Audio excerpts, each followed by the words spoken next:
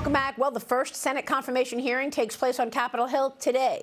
Defense Secretary Pete Hegseth will appear before the Senate Armed Services Committee in just over an hour. A large group of Navy SEALs and veterans lining up outside the Senate building to support Pete Hegseth. They plan on packing as many veterans into the hearing room as possible. Two other hearings scheduled for today were postponed over alleged paperwork issues. Veterans Affairs choice Doug Collins rescheduled to January 21st, and Interior Secretary pick Doug Burgum moved to this Thursday. Meanwhile, Senate Minority Leader Chuck Schumer reportedly plotting to turn the hearings into a circus. Axios writes this: Hegseth's hearing is the party's first shot to carry out the demands handed down by Schumer. Skewer Trump's nominees and the MAGA brand. Here's Chuck Schumer yesterday on the floor. Over the next 4 days, over a dozen of the president-elect's nominees will testify in committee and make their case to the country. These hearings, in a very real way, are the open South holding the Trump administration accountable to the public. Joining me now is West Virginia Senator Shelley Capito. She's the chairwoman of the Senate Republican Policy Committee and Environment and Public Works Committee. A member of the Senate Appropriations, Transportation, and Rules Committee. Senator, it's great to see you. Thank you so much for being here. Good morning. So what should we think about this? Schumer wants to turn it into a circus. What should we expect? Well, you know what? I think we and the nominees, the Republicans and President Trump welcome the hearings that we're going to be seeing this week, because it does give the nominees the chance to talk about how improving the Department of Defense, improving the EPA, improving the Department of Transportation and other cabinet positions are actually going to work for the American people, how we're going to have a stronger country, how we're going to have a country that doesn't burdened by regulations where you can't even build and you can't move forward. So while he sees this as a threat, I see it as an opportunity for the people to actually see that President Trump has appointed people that are reflective of what the vote that the American people overwhelmingly made in November. Yes, of course. And the Wall Street Journal does a nice job today of going through and where they see each nominee. I know you'll be leading the EPA nominee Lee Zeldin's hearing on Thursday. You'll also be part of Sean Duffy's confirmation hearing tomorrow. What are your expectations, and what specifically are you thinking about asking some of these folks in terms of, you know, getting some reveal about how they will behave? Well, I mean, Lee Zeldin, obviously he served here in the House, great representative from the state of New York. So by being a representative from New York, he's seen all different types of clean air, clean water issues and the best way to solve those problems. So we're going to talk about the regulatory environment that we've seen over the last 4 years in the EPA that's just loaded up with all kinds of climate issues that just stymie the ability to develop and grow. So we'll talk to him about that, also talk to him about transportation. We're going to have a big highway bill coming up and a water and wastewater resources bill coming up that's important, I think, to move the country along. And I think also he is very much aware of the impacts of what President Trump has said he wants to do in the permitting area and other areas that Lee Zeldin will be able to lead. And then on the transportation side, Sean Duffy, again, somebody that I know and that has served, I served actually on committee with him in the House.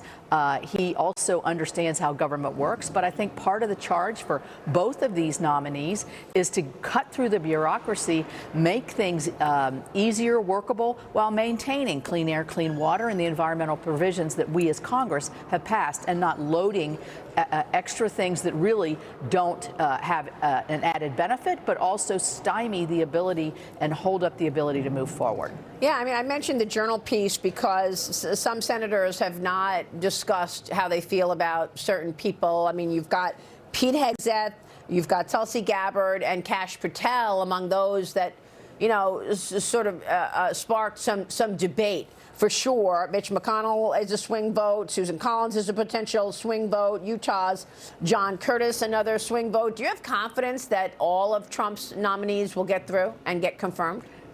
You know, I think today will be a good marker on that. Certainly, Pete Hegseth's confirmation hearing today, we're going to see the tone that the Democrats are going to set, and you know, any extraneous information that they can put into the public record. I expect him to be very strong. I expect him to be very affirmative in his responses. He's been around certainly to meet individually with many senators. You know, I don't think this is anything unusual as you see the turnover of an administration where you have certain nominees that sort of catch fire and then others that draw fire.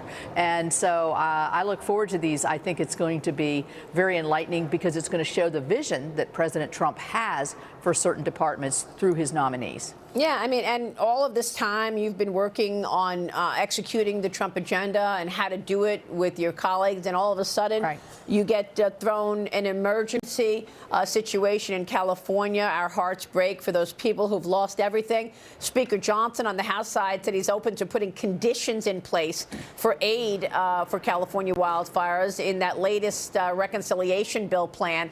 He also says there's been talk about tying the debt limit increase to the disaster aid. How do you want this worked out? Well, first of all, I would like to express just my horror at what we see and the great empathy and sympathy with all the Californians. I mean, it really is unimaginable if you look at the pictures, to see what's happened. And I do think in the aftermath of looking at this and reflecting at this, where did city and state and even federal agencies fall short to be able to protect so many people? But I think that, number one, the speaker is talking about, yes, aid to California will be on the agenda, as it will be much needed. But it will be a time to reflect to see, are some of these policies leading to the precarious situations that we have?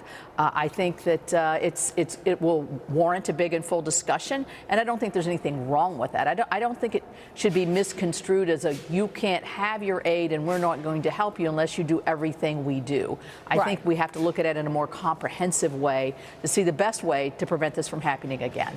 Well, look, you were very clear. President Trump has an open invitation to go speak with you and your colleagues, and he did so.